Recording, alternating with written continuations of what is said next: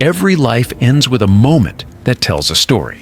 Some are heroic, some are strange, some make you wonder what they were thinking. From presidents to performers, these final moments capture the side of America we rarely see. Bold, unpredictable, and sometimes just plain unbelievable. Let's look at 33 of the most unforgettable last moments in American history. Number 1. It was the 4th of July, 1826, America's 50th birthday. Two of its founders, John Adams and Thomas Jefferson, were old, frail, and unaware they were sharing their final day on Earth. Jefferson slipped away first, hours before noon in Virginia. Adams, in Massachusetts, lay surrounded by family and whispered, "Thomas Jefferson still survives." He believed his old rival and friend was alive, carrying the torch. He was wrong, but the line felt poetic, almost scripted. Two men who built a nation leaving on the same day it was born. For a country obsessed with symbols, it was the perfect accident. A quiet exchange between the Declaration's authors, one in spirit, one in faith. History rarely writes endings that neat. But that day, it did. Number 2. Sometimes one mistake becomes a nation's lesson. In 1841, President William Henry Harrison arrived at his inauguration in freezing rain. He refused a coat, refused a hat, and refused advice. "Can't let them think I'm weak," he said. He spoke for nearly 2 hours, the longest inaugural speech ever. People cheered his endurance, but the cold soaked in. Within days, the toughest man in the room had a fever he couldn't shake. 31 days later, he was gone, the shortest presidency in U.S. history. No scandal, no war, just one fatal mistake: pride over common sense.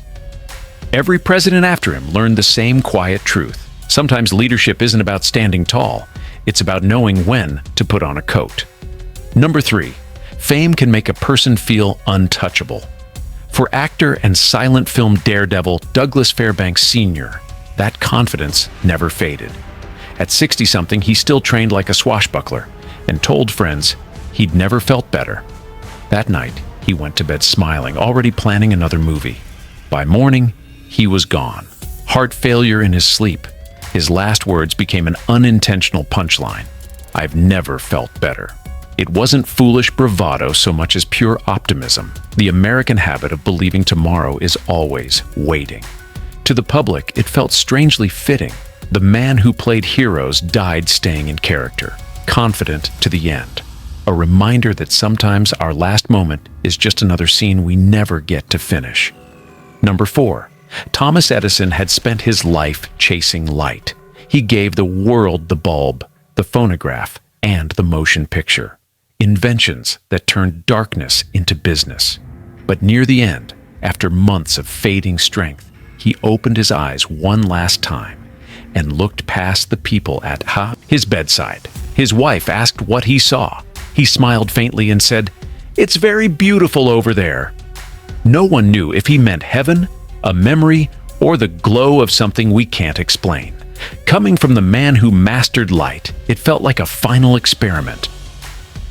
The inventor still observing, still curious.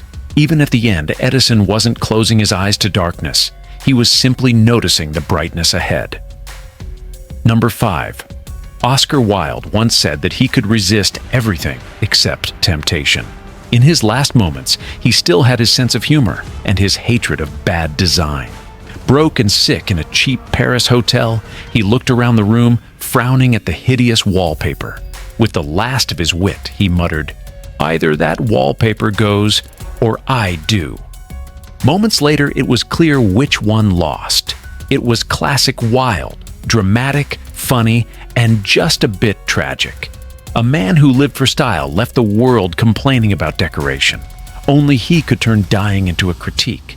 It wasn't bravery or poetry. It was perfectly, absurdly human. Number 6. Sometimes history's endings are too perfect to believe. On the same 4th of July that saw Adams and Jefferson go, James Monroe, another founding father, fell gravely ill in New York. He heard the fireworks outside, smiled weakly, and whispered, "I see it's the 4th." That was his final moment. 3 presidents, all leaving on the same national birthday. Coincidence? Maybe. But for a country built on symbolism, it felt like destiny doing a curtain call. Monroe's friends said he looked peaceful, proud, as if he'd stayed just long enough to see the nation turn 50. Sometimes fate has better timing than any storyteller. Number 7, he was America's first true rock idol, a man whose voice shook the world, but whose life grew quieter every year. By 1977, Elvis Presley was no longer the young rebel from Memphis. Fame had turned into a cage with golden bars. That summer night, he stayed up late at Graceland, restless, unable to sleep. His fiancée, Ginger Alden, asked if he was okay. He smiled and said simply, "I'm going to the bathroom to read." It was ordinary, almost dull, a man seeking privacy in a house that never slept. When morning came, she found the book still open beside him. The king of rock and roll had slipped away alone, without an audience or applause. For someone who spent his life on stage, his last moment was strangely peaceful. No flashbulbs, no encore, just silence. Maybe that's what he wanted all along. Not fame, not noise, just one quiet night to himself. Number 8. Dylan Thomas wasn't built for moderation. The Welsh poet who made New York his playground lived like his own verses, beautiful, chaotic, and doomed to end too soon.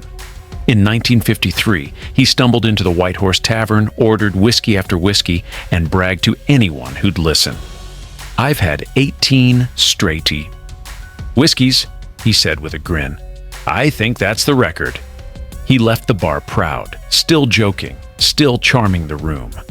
Hours later, he was gone. People called it a tragedy, but it felt more like a poem.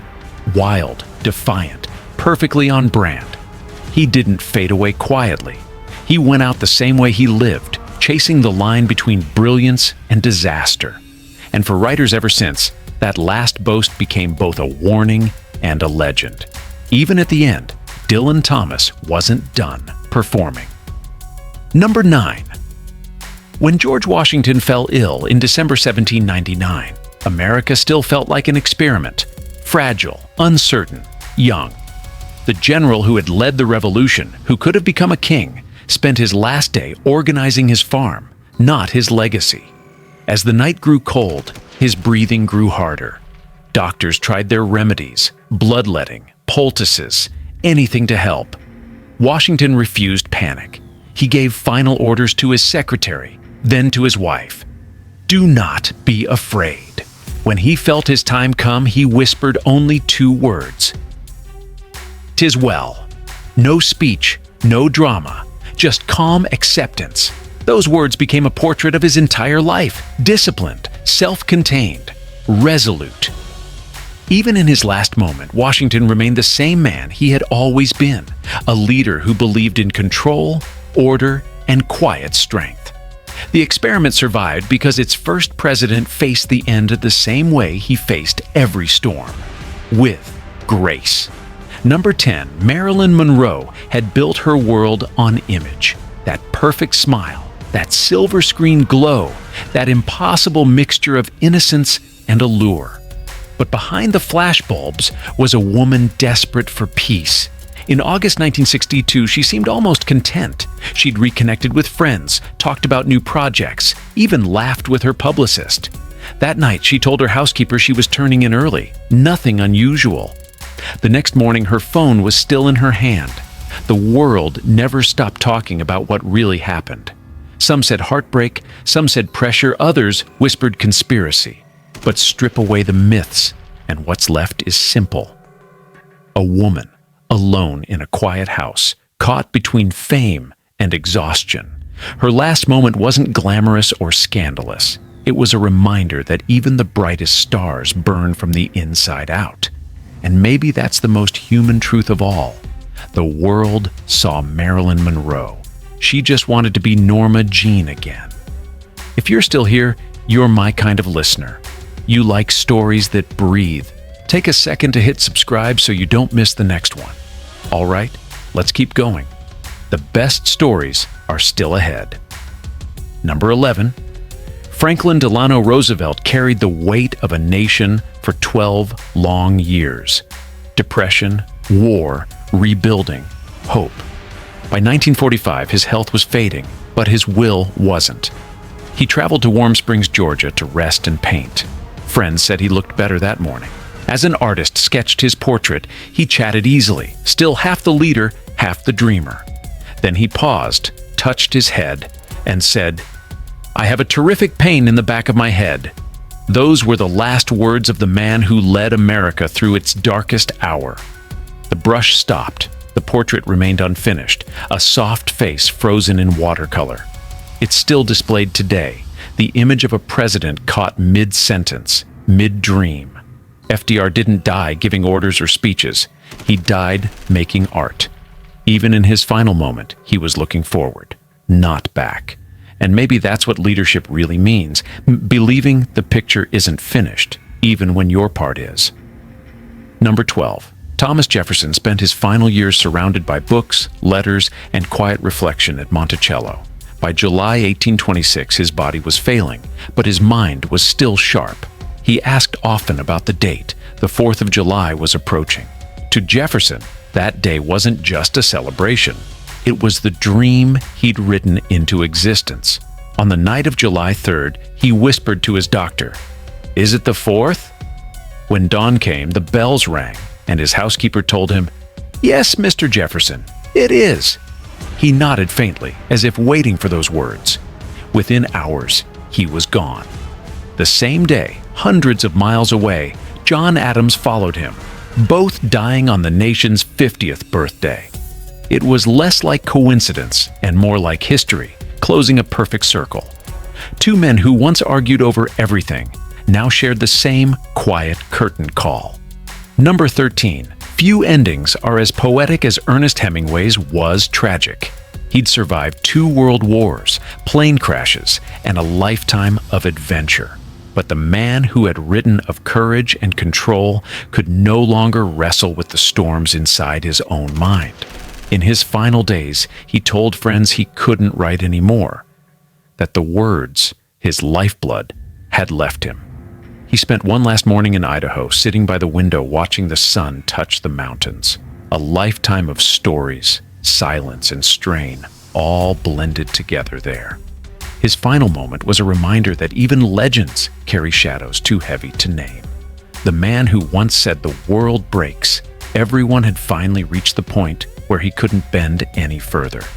It was the end of a writer and the closing of a century's voice.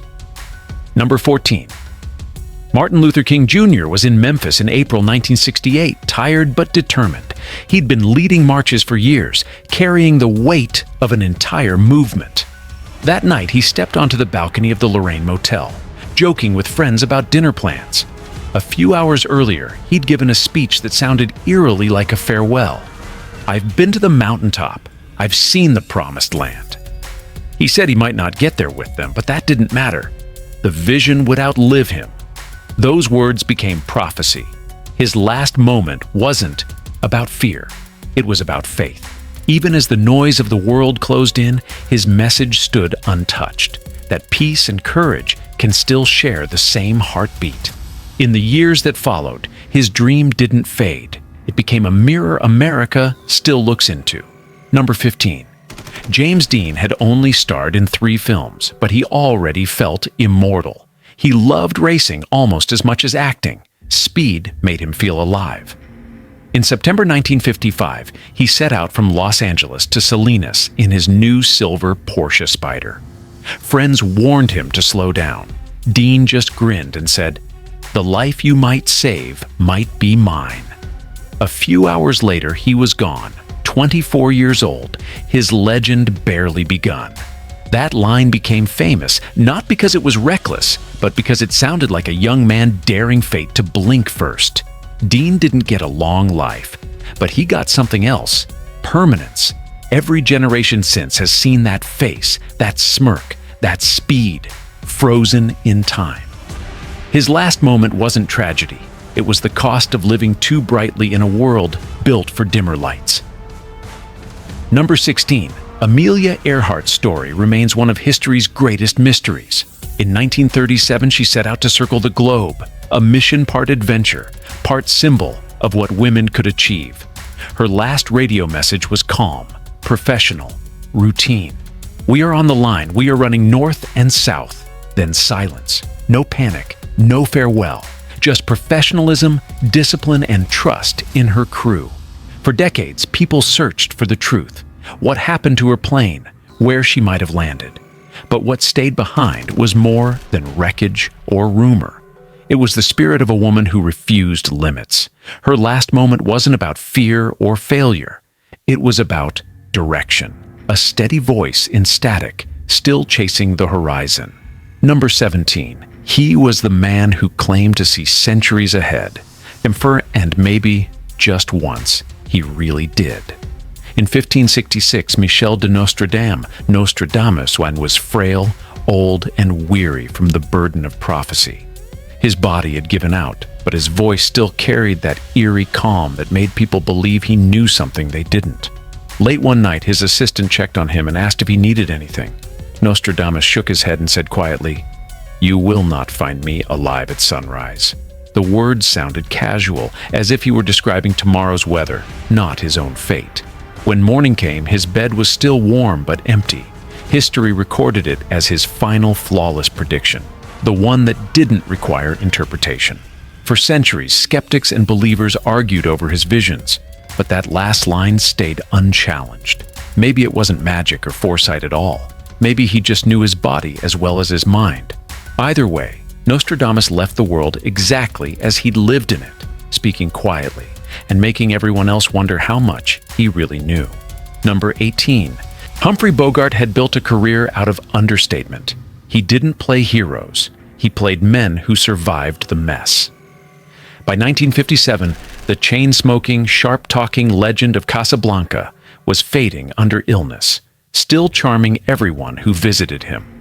Friends came by with old movie reels and laughter, and he kept the jokes rolling.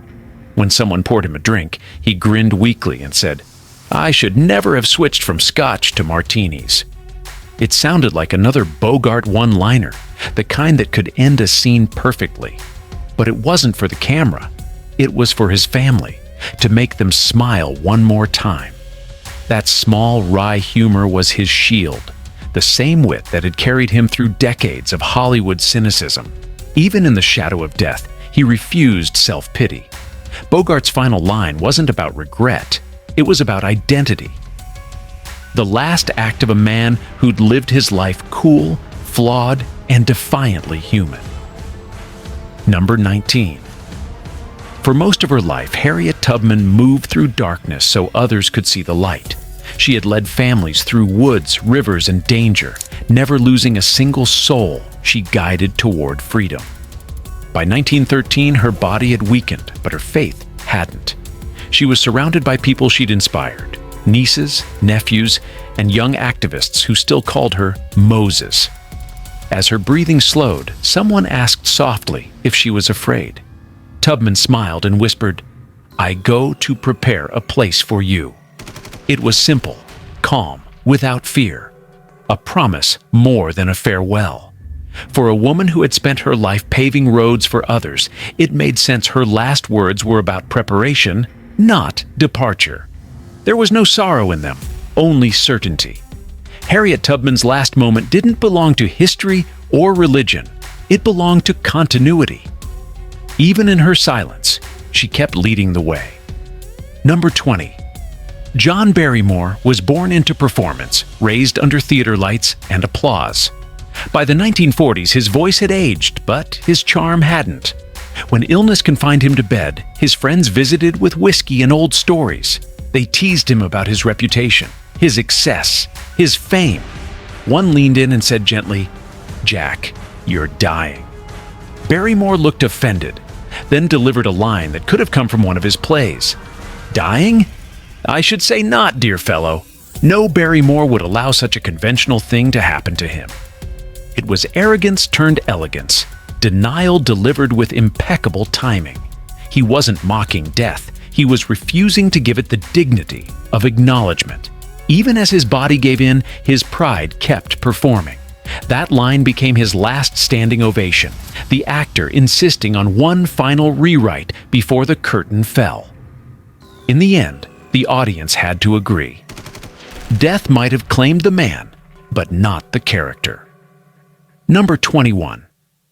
Rosa Parks had never wanted to be a symbol. She wanted fairness, not fame. But from the moment she refused to surrender her bus seat in 1955, history claimed her. Decades later, age had softened her body, but not her resolve. Friends said she still moved with quiet certainty, as if the weight of that single act had never bent her spine. In her final days, she spoke gently, her words deliberate. When asked if she was ready, she smiled and said, "My mind is at peace. God has guided me this far." There was no drama in her tone, just serenity. The same calm she showed on that bus now defined her last moment. Rosa Parks didn't need speeches or crowds. Her life had already said everything it needed to.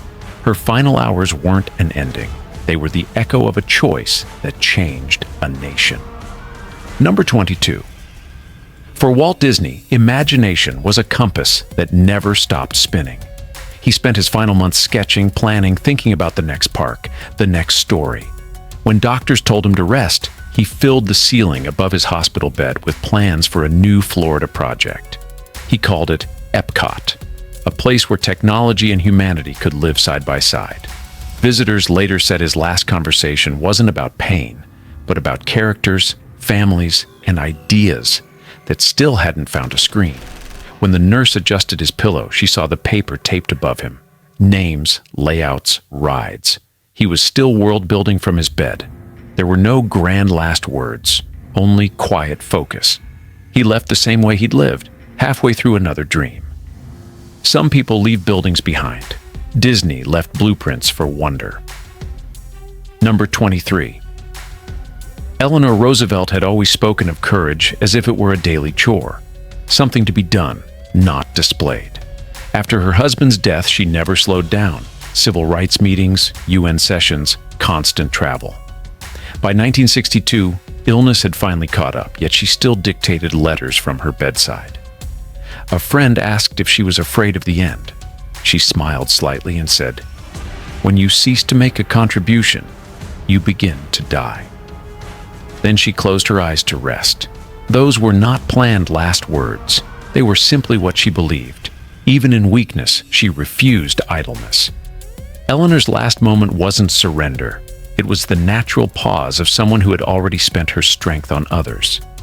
If legacy is measured by usefulness, she died utterly complete. Number 24. Steve Jobs built his empire on minimalism. Few words, bold vision. Pancreatic cancer had stripped his energy, but not his curiosity. His family gathered around him expecting final instructions, maybe a business aphorism. Instead, he looked past them, eyes wide, and murmured, "Oh wow, oh wow, oh wow." 3 simple syllables, half awe, half discovery. No one knew what he saw, but for a man who lived by unveiling the future, it sounded like he'd just glimpsed another one. His sister later said his expression was peaceful, even childlike. That moment, stripped of technology and ambition, revealed what drove him all along: wonder. Jobs left the same message he'd built into every device. Look closer. There's more to see. Number 25. Babe Ruth's bat had long been silent, but his spirit never retired. By 1948, the cancer was winning, yet he kept signing baseballs, shaking hands, smiling for kids who still called him the Babe.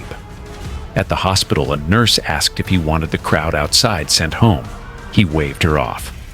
"Let the kids stay," he whispered. "They make me feel young." Hours later, the cheering finally quieted. Baseball lost its first modern myth, but the sound of joy never left that hallway. His final moment wasn't heroic or tragic. It was generous. The man who once pointed to the outfield and promised a home run gave his last nod to the stands. Even dying, he was still giving them something to cheer for. Number 26, John Glenn had already touched the edge of space and returned. At 95, when doctors warned his time was near, he simply said, "I'm not afraid. I've seen what's up there." It wasn't bravado. It was gratitude. The astronaut who'd looked down on Earth understood scale better than most. how small fear is, how large wonder can be. His wife said his final hours were calm, spent talking about the stars. He'd carried humanity's curiosity past the sky and back again. When the monitor finally went silent, it didn't feel like an ending. It felt like another launch, a quiet departure toward the same horizon he'd spent his life chasing. Number 27, George Carlin, had spent 50 years turning truth into laughter. He could dissect hypocrisy in 10 words and leave an audience gasping. When heart failure slowed him down in 2008, friends expected bitterness. Instead, they found calm. He reread old routines, laughed at his own timing, and told his nurse, "It's been a great show." That line wasn't bravado. It was gratitude disguised as wit. Carlin had always believed comedy was honesty, and honesty meant accepting that every act ends. He'd joked for decades that he didn't fear death. He just didn't want to be there when it happened. In the end, he was there, and he met it with the same rhythm he gave the stage. Setup, pause, punchline. No spotlight, no crowd, just the quiet applause of memory. When people quote him now, it's not the anger they recall. It's the precision, the way he made chaos sound like reason. His last moment was exactly what he'd promised. One more performance, perfectly timed. Fade to black. Number 28. John F. Kennedy lived like the camera would never blink. He moved through history as if history were watching live. Charismatic, restless, unstoppable. On that bright November morning in Dallas, he joked with his wife about how easy it was to win hearts in Texas. "No, you certainly can't," he replied when she teased that everyone loved him. Minutes later, that small exchange became the final line of an unfinished presidency. For years, historians dissected every frame, every second.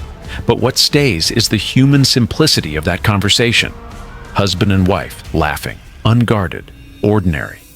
He'd spent his life mastering speeches, yet his final words were domestic, gentle, spontaneous. In that single instant, the divide between power and person vanished. Kennedy's end became myth, but his last moment was just a couple sharing warmth on a long drive. History often forgets that even icons have mornings that feel normal. Number 29. Johnny Cash had sung about endings since the beginning. He'd written hymns for the broken, the guilty, and the faithful who stood somewhere in between. When illness left him frail and nearly blind, he kept recording. One night in 2003, sitting in the studio, he sang, "We'll Meet Again." His voice cracked, low but steady, the same tone that once filled prisons and chapels alike. When the tape stopped, he whispered, "That's enough." Those two words carried decades of storms and salvation. He wasn't afraid. He was finished, satisfied that the song, like his life, had said what it needed to. Cash's last moment wasn't a dramatic farewell. It was work completed, an artist closing a ledger he'd been keeping his whole life. He left behind music that felt less like performance and more like confession. In silence afterward, his engineer said the room still felt full, as if the sound itself refused to leave. Number 30. Bessie Smith was called the Empress of the Blues. Her voice could shatter a crowd into tears or laughter in the same verse. Traveling between shows in 1937, she told her band, "We'll make Chicago by morning. I've still got songs to sing." She never reached the city. Witnesses remembered her calm after the accident. Checking on others first, still giving orders, still the boss. Her final moments were the same as her career, strength wrapped in grace. In the decades since, her story has grown into legend, but those who knew her said she stayed herself until the very end. Commanding, generous, undefeated by circumstance. Bessie's voice stopped, but her tone never died. Every blues singer after her carried a bit of it, like a spark smuggled through time. She didn't leave quietly. She left echoes that never stopped traveling. Number 31. Neil Armstrong had already done what no one else on Earth ever had, left it. For the rest of his life, he carried the quiet of the moon inside him. He never sought fame, never sold his story for applause. In 2012, surrounded by family, he said softly, "That's one small step for a man." one giant leap for mankind, replaying his own words as if revisiting a memory. It wasn't nostalgia, it was recognition that a single sentence could outlive its speaker. He smiled, closed his eyes, and the room stayed still. Friends said he never stopped looking up. His last moment felt less like an ending than a return to the silence he'd once heard between the stars. Armstrong's calm was the same then as it was on the moon. Deliberate, humble, astonishingly human. He had already stepped where words failed, and now, quietly, he'd stepped beyond them again. Number 32. Winston Churchill wasn't American by birth, but he became one by bloodline and belief. His mother was from Brooklyn, and his spirit fit right in. After a lifetime spent in war rooms and parliaments, the man whose voice once steadied the free world began to fade. His days grew slower, his silences longer. One afternoon in 1965, he looked toward the window where the winter light fell and muttered, "I'm bored with it all." It wasn't cynicism. It was fatigue from a man who had carried too many centuries on his shoulders. He had faced enemies, rebuilt nations, and buried friends. Even rest must have felt like a campaign. Those words were not surrender, but closure, a soldier's way of folding the flag neatly before laying it down. And though Britain claimed him, America understood him, the restless builder who never truly knew how to stop until history itself told him he could. Number 33. Muhammad Ali lived in movement, his feet, his words, his courage. When Parkinson's slowed his body, it never silenced his conviction. Reporters expected sadness. Instead, he told them, "I'm still the greatest. I just shake more." In his final years, he turned quieter, visiting hospitals, comforting children, reminding them that strength isn't in the punch, but in the persistence. During his last day in 2016, his daughter said he was surrounded by family, his eyes following every voice in the room. He didn't speak. He didn't need to. His silence carried more power than his shouts ever had. Ali's last moment wasn't about boxing or fame. It was about grace, the kind learned only after a lifetime of defiance. He left the ring long ago, but his echo still dances there, light, patient, undefeated. Every ending leaves an echo. And if you listen closely, these moments still speak. They remind us that history isn't just about how people lived, but how they finished the story. If you made it this far, you're the kind of person who listens deeper, who sees meaning in the quiet. So stay with me. There are more stories like this hidden between the lines of history, waiting to be told. Subscribe, and let's keep uncovering them together, one unforgettable moment at a time.